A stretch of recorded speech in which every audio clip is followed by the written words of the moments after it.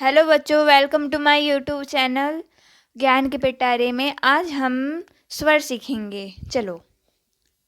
अ से अनार, अ से आम, ई से इमली, ई से ईख, ऊ से उल्लू, ऊ से ऊन, री से ऋषि, ए से एड़ी, ए से ऐनक, ओ से ओखली, अ से औरत, अंग से अंगूर, अ से अंगखाली। पहला व्यंजन सीखेंगे।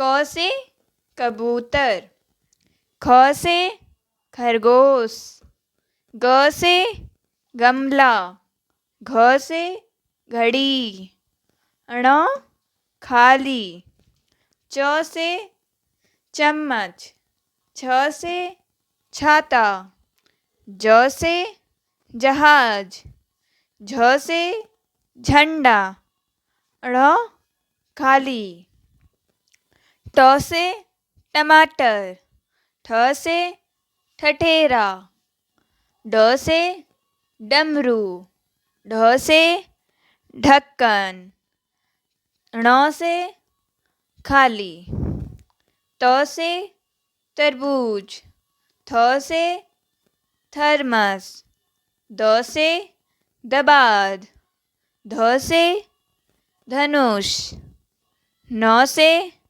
नल, प से पतंग, फ से फल, ब से बकरी, भ से भालू, म से मछली, य से यज्ञ, र से रथ, ल से लट्टू, व से वन, श से शलगम, स से षटकोण, स से सपेरा, ह से हाथी, श्र से क्षत्रिय, त्र से त्रिशूल, ज्ञ से ज्ञानी।